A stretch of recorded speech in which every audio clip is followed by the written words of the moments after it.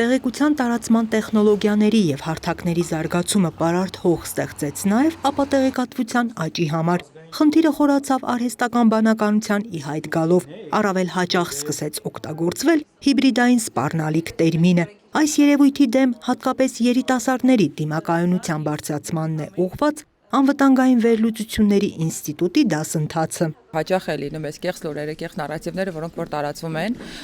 իսկ դրանք տարբերակելը եւ ճիշտ ընտրություն անելը դա արդեն ոնց որ մնում է մարդկանց վրա ու կարողանում ենք այսպիսի դասընթացների միջոցով մենք ուղղակի նրանց գիտելիք տալ, նշեմ, որ ինքը քաղաքական բնույթ չունի եւ մենք որևէ քաղաքական դկրտումներ, ձգտումներ չունենք, այլ փորձում ենք զուտ երիտասարդների շրջան բարձրացնել քննադատական մտածողությունը, մեծագրագիտությունը։ Հիբրիդային սպառնալիքները մշակվում են մանրամասնորեն եւ թիրախավորում յուրաքանչյուրին անհատապես, ազդելով կարծիքի եւ դիրքորոշման վրա։ Արհեստական բանականության գործիքներով ստեղծվող բովանդակությունն էլ նոր մարտահրավերներ է առաջ բերել կեղծ կամ ճշգրիտ տեղեկությունը տարբերակելու գործում։ Երիտասարդներին ապատեղեկատվության դեմ պայքարի միջոցներին վերաբերող գիտելիքներ եւ հմտություններ փոխանցելը կարևորվում է առաջիկա խորհրդարանական ընտրությունների համատեքստում։ Մենք գիտակցում ենք, որ այսօր ցանկացած անձ, ով ունի հեռախոս եւ ինտերնետին միացած է,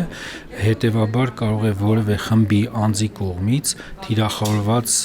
ուրեմն լինել եւ ապատեղեկատվության զոհ դառնալ։ Հետեւաբար մեր խնդիրն է խոսել երիտասարդների հետ, կիսվել մեր գիտելիքներով։ Երիտասարդների շրջանում շատերը կան, որոնք առաջին անգամ են իդեպ մասնակցելու ընտրություններին, շատ կարևոր է, որ իրենք այսպես ասած ֆիլտրված տեղեկատվության հիման վրա իրենց որոշումները կայացնեն։ Քանի որ շուտով ընտրություններ են, շատ կարևոր է հասկանալ այն տեղեկությունը, որ մենք ստանում ենք, որքան է ճշգրիտ եւ որքանը ոչ։ Նախկինում իմացել եմ, որ այն տեղեկությունը, որ ստանում եմ, առաջին հերթին պետք է համապատասխանեցնեմ պաշտոնական աղբյուրներին, իսկ այսօր սովորել եմ մի քանի նոր կայքեր, որոնք իրենք ստուգում եւ տեղադրում են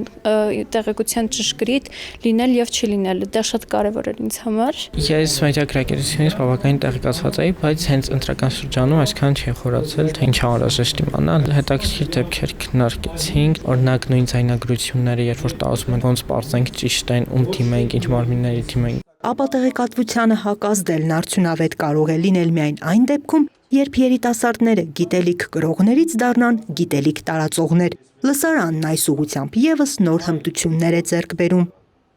Անահիտ Կարյան, Սարգիս Ալավերդյան, լուրերի համար։